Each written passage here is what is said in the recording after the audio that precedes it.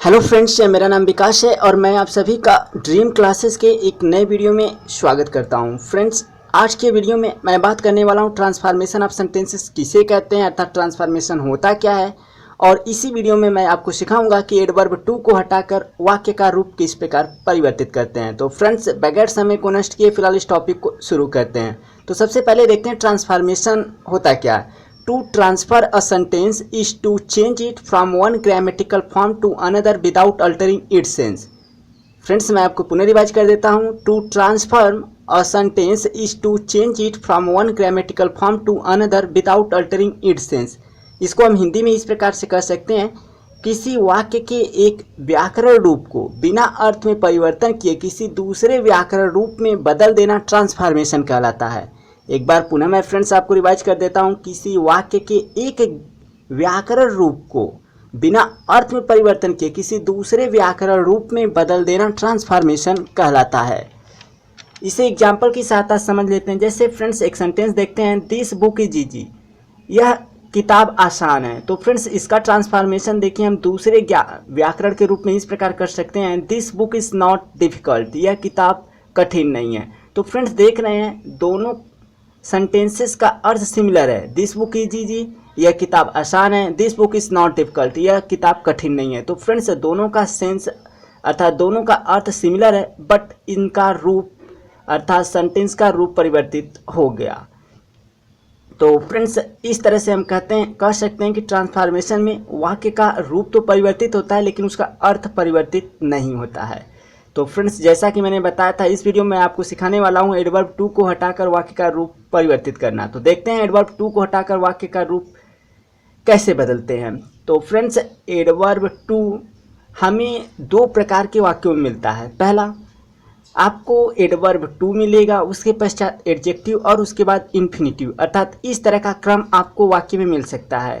पहला टू, उसमें एडजेक्टिव भी होगा और उसके पश्चात इन्फिनिटिव का प्रयोग होगा। तो फ्रेंड्स इस प्रकार का आपको वाक्य मिल सकता है। या फिर अगर ऐसा नहीं मिलता है तो आपको एडवर्ब टू मिलेगा, एडवर्ब टू के बाद एडजेक्टिव मिलेगा, लेकिन एडजेक्टिव के पश्चात आपको इन्फिनिटिव नहीं मिलेगा। तो फ्रेंड्स एडवर्ब टू से बनने वाले वाक्यों को हम दो भागों में बांट सकते हैं, एक adverb two plus adjective plus infinitive और दूसरा एडवर्ब टू प्लस एडजेक्टिव। तो फ्रेंड्स सबसे पहले देखते हैं adverb two plus adjective plus infinitive.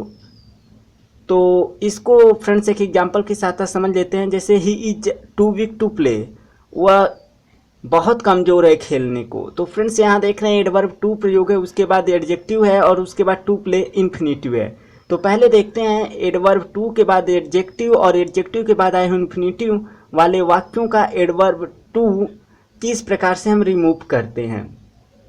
तो फ्रेंड्स यदि आपको वाक्य में एडवर्ब टू दिखाई दे रहा है, उसके पश्चात एडजेक्टिव दिखाई दे रहा है और इन्फिनिटिव दिखाई दे रहा है, तो ऐसे वाक्यों का रूप परिवर्तन साधारणतः कॉम्प्लेक्स सेंटेंस में होता है।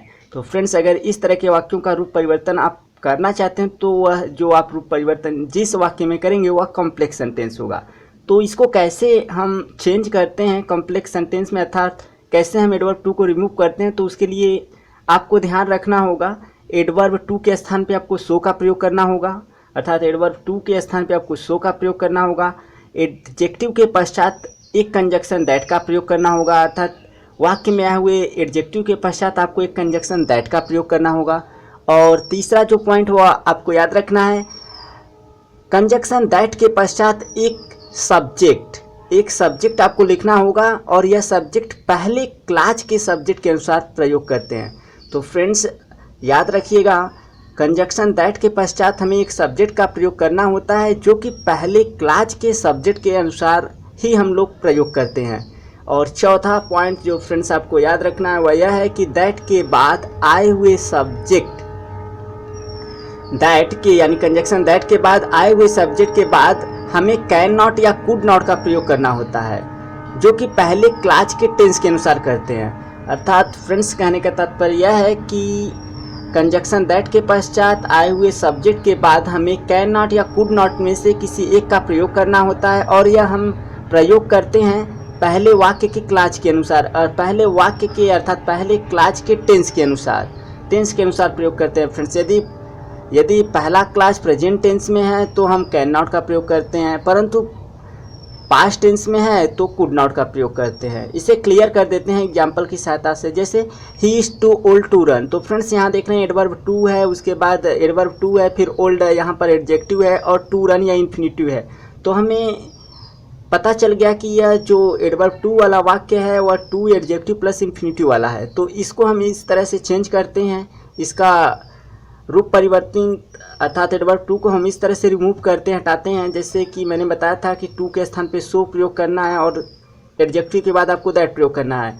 तो फ्रेंड्स देखते हैं, तो इसको हम इस तरह से एडवर्ब टू को रिमूव करते हैं। ही इज़ सो ओल्ड, वह इतना वृद्ध है। तो एडजेक्टिव के पश्चात आपको एक कंजक्शन दैट लिखना है। तो ओल्ड के बाद हमने एक कंजक्शन दैट लिखा, उसके बाद दैट के पश्चात आपको एक सब्जेक्ट लिखना है जो कि पहले क्लास के सब्जेक्ट के अनुसार लिखते हैं। तो पहले क्लास का जो सब्जेक्ट है ही इज टू ओल्ड, तो यहाँ पर फ्रेंड देख रहे हैं ही हमारा सब्जेक्ट है पहले क्लास का, तो हम दैट के पश्चात ही लिखते हैं ही, और उसके बाद देख रहे हैं ही इज़ टू ओल्ड, या पहले जो पहला क्लास है उसका जो टेंस है वह प्रेजेंट में है, इसलिए हम लोग सब्जेक्ट के बाद कैन नॉट का प्रयोग करते हैं। तो फ्रेंड्स आशा करते हैं आपको समझ में आ गया होगा। तो इसको हम इस प्रकार से एडवर्ब टू को रिमूव करते हैं। He is too old to run, अर्थात इसका अर्थ है वह इतना वृद्ध है कि वह दौड़ नहीं सकता। तो हम इसको इस तरह से लिख सकते हैं, he is so old that he cannot run. इसी तरह फ्रेंड्स एक और एग्जांपल लेते हैं। The man was too tired to work, वह व्यक्ति इतना थका था कि कार्य नहीं कर सकता था। तो फ्रेंड्स यहाँ पर देख रहे हैं पहले क्लास का जो हमारा सब्जेक्ट है मैन है, तो हम दैट के पश्चात ही लिखेंगे, पहले क्लास के सब्जेक्ट के अनुसार यानी मैन के अनुसार ही लिखेंगे। और देख रहे हैं कि पहले क्लास का जो टेंस है वह पास्ट टेंस है, इसलिए हम कुड नॉट का प्रयोग करेंगे। तो हम इसको इस प्रकार से चेंज करते हैं, the man was so tired that he could not work, यानी वह मनुष्य इतना थका था कि वह कार्य नहीं कर सकता था। इसी तरह फ्रेंड्स एक और एग्जांपल लेते हैं। She was too young to travel alone, वह इतनी युवा है कि वह अकेले यात्रा नहीं कर सकती थी। तो फ्रेंड्स इसको हम इस तरह से एडवर्ब टू को रिमूव करते हैं। She is so young that she can not travel alone. तो फ्रेंड्स आप आशा करते हैं कि आपको समझ में आ गया होगा कि किस तरह से हमको एडवर्ब टू को रिमूव करना है। एक और एग्जांपल ले लेते हैं, जैसे she is too proud to accept any help, यानी वह इतनी घमंडी है कि वह किसी भी सहायता को स्वीकार नहीं कर सकती है। तो इसका फ्रेंड्स हम इस तरह से एडवर्ब टू रिमूव करते हैं। She is so proud that she can not accept any help. तो फ्रेंड्स इस तरह से हमको एडवर्ब टू को रिमूव करना है। फ्रेंड्स एक चीज़ और आपको याद रखनी है, यदि इन्फिनिटिव निगेटिव में हो, तो यदि जो वाक्य में आया हुआ इन्फिनिटिव है वह निगेटिव में हो, तो ट्रांसफॉर्मेशन करते समय नॉट शब्द का प्रयोग नहीं करते हैं, अर्थात कैन नॉट की जगह अब हमको नॉट शब्द नहीं लिखना है, कुड नॉट की जगह हमको नॉट शब्द नहीं लिखना है। इसे एग्जाम्पल की सहायता समझ लेते हैं। जैसे he is too intelligent not to solve all the problems, यानी वह इतना बुद्धिमान है कि वह इन सभी समस्याओं को हल कर सकता है। देख रहे हैं फ्रेंड्स यहाँ पर जो हमारा इन्फिनिटिव है टू सॉल्व, यह निगेटिव में है, नॉट टू सॉल्व। तो इसका मतलब है कि जब हम इस एडवर्ब टू को रिमूव करते हैं तो हम कैन नॉट या कुड नॉट की बजाय केवल कैन या कुड ही प्रयोग करते हैं। जैसे इसको हम इस तरह से एडवर्ब टू को रिमूव करते हैं। He is so intelligent that he can solve all the problems, यानी वह इतना बुद्धिमान है कि वह इन सभी प्रश्नों को हल कर सकता, इन सभी समस्याओं को हल कर सकता है। तो फ्रेंड्स आशा करते हैं आपको यह भी समझ में आ गया होगा।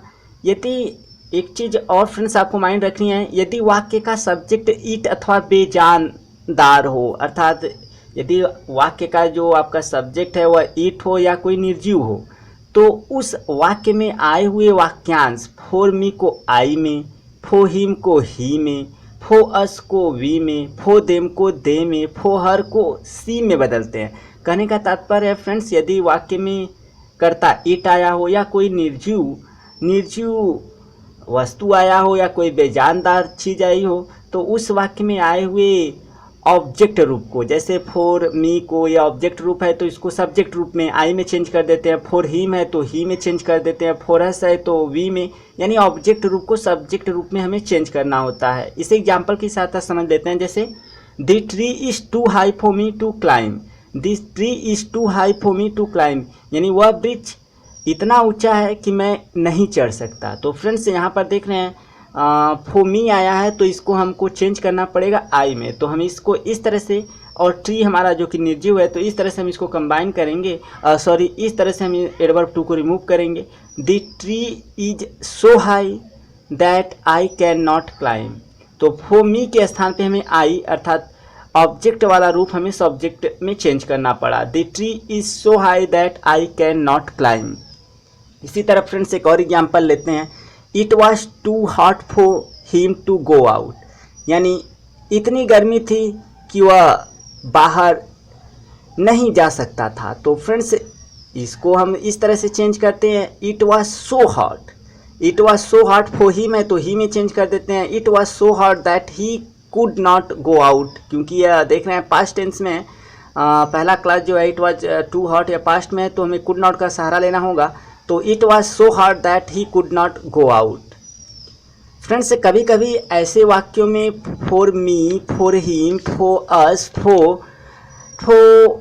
फॉर हर इस तरह से प्रयोग नहीं होते हैं। कभी कभी ऐसा होता है कि इन्हीं वाक्यों में for me, for him, for us या फॉर हर etc अर्थात इस प्रकार के वाक्यांश प्रयोग नहीं होते हैं। तब हम कंजक्शन दैट के पश्चात इट या वन में से किसी एक को सब्जेक्ट के रूप में प्रयोग करते हैं, जो कि वाक्य के सेंस के अनुसार होता है। तो फ्रेंड्स एक बार मैं पुनः आपको रिवाइज कर देता हूँ।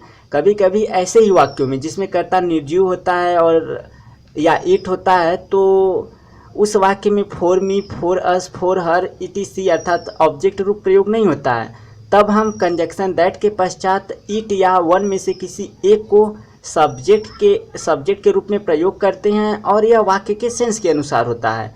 इट भी हो सकता है, वन भी हो सकता है, यह डिपेंड करता है वाक्य के सेंस पर। तो फ्रेंड्स एग्जाम्पल की सहायता से अच्छी तरह समझ लेते हैं। जैसे it is too cold to go out, इतनी ठंडी है कि बाहर नहीं जाया जा सकता। देख रहे हैं फ्रेंड्स वाक्य का सब्जेक्ट जो है इट है, लेकिन इस वाक्य में फॉर मी कोई ऑब्जेक्ट रूप नहीं आया है। तो हमको जब इसको एडवर्ब टू को रिमूव करना होगा तो थोड़ी सावधानी बरतनी है, वाक्य के सेंस के अनुसार ही हमें कर्ता प्रयोग करना है। तो यह इट भी हो सकता है, वन भी हो सकता है। तो देखते हैं it is too cold to go out, यानी इतनी ठंडी है कि बाहर नहीं जाया जा सकता। तो इसका मतलब है इतनी ठंडी है कि कोई बाहर नहीं जा सकता।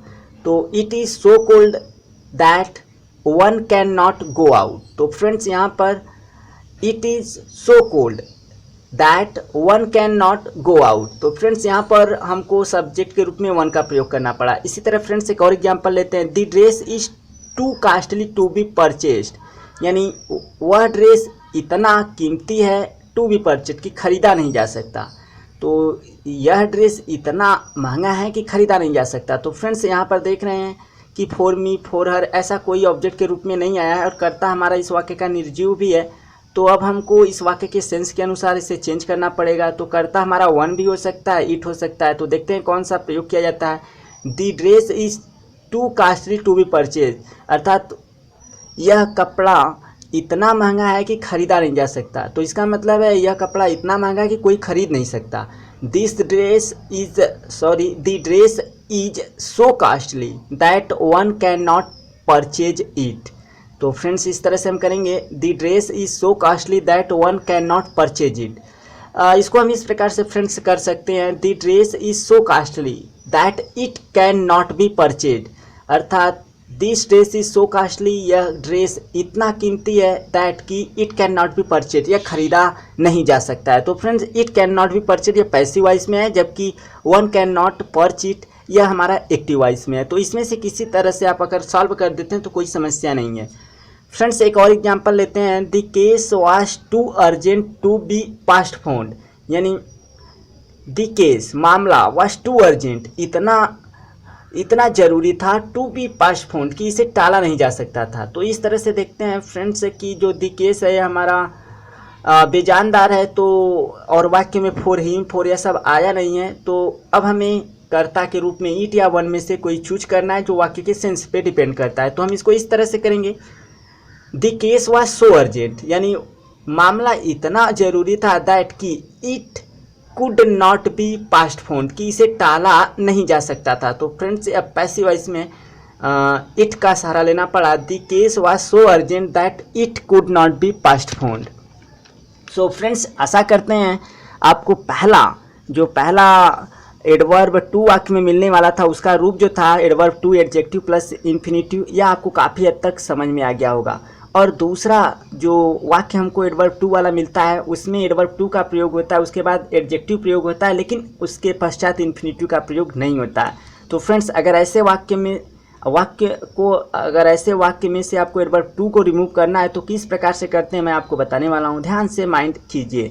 तो फ्रेंड्स ऐसे वाक्यों में से एडवर्ब टू को रिमूव करने के लिए हम एडवर्ब टू के स्थान पे एक्सट्रीमली या ओवर का प्रयोग करते हैं। तो फ्रेंड्स एडवर्ब टू के स्थान पे आपको एक्सट्रीमली या ओवर का प्रयोग करना होगा, अथवा टू को हटाकर वाक्य के अंत में बियॉन्ड द प्रॉपर लिमिट का भी प्रयोग आप कर सकते हैं। तो फ्रेंड्स अगर आप एडवर्ब टू के बाद एडजेक्टिव और एडजेक्टिव के पश्चात इन्फिनेटिव नहीं पाते हैं तो इस प्रकार के वाक्यों से एडवर्ब टू को रिमूव करने के लिए आपको एडवर्ब टू के स्थान पे एक्सट्रीमली या ओवर का प्रयोग करना होता है, अथवा टू को हटाकर वाक्य के अंत में बियॉन्ड द प्रॉपर लिमिट का भी प्रयोग आप कर सकते हैं। अच्छी तरह एग्जाम्पल की सहायता समझ लेते हैं। जैसे Ravi is too eager for praise, Ravi प्रशंसा के लिए बहुत लालायित है या बहुत उत्सुक है। तो फ्रेंड्स इसे हम एडवर्ब टू की जगह एक्सट्रीमली भी लिख सकते हैं, ओवर भी लिख सकते हैं, या फिर वाक्य एडवर्ब टू को हटाकर वाक्य के अंत में बियॉन्ड द प्रॉपर लिमिट भी लिख सकते हैं। तो हम इसको तीनों तरह से देख लेते हैं।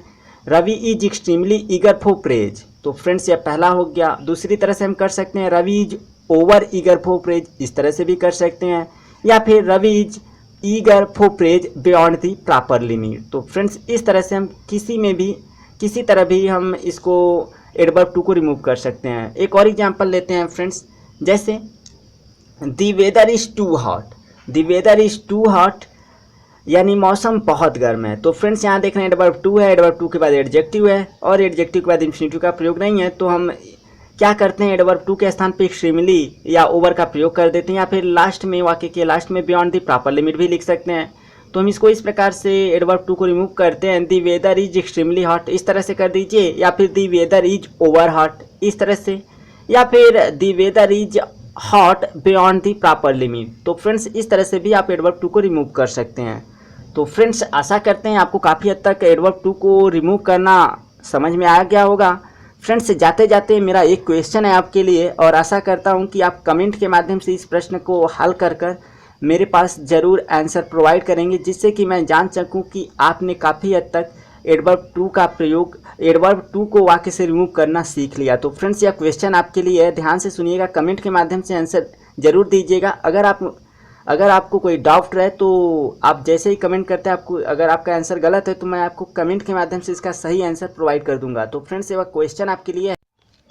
सो फ्रेंड्स वह क्वेश्चन है, it is never too late to learn. Friends एक बार मैं पुनः रिवाइज कर देता हूँ question, it is never too late to learn. तो फ्रेंड्स आपको करना क्या है, इस वाक्य से एडवर्ब टू को रिमूव करना है और अपना आंसर मुझे कमेंट के माध्यम से भेज देना है। यदि आपका आंसर नहीं सही है, नहीं करेक्ट है, तो मैं आपको कमेंट के माध्यम से इसका सही आंसर भी प्रोवाइड कर दूंगा। तो friends please don't forget to send me your answer. If you are wrong I will also send you a correct answer through the comment. So friends don't forget to like the video and also don't forget to comment. Thank you so much for watching this video.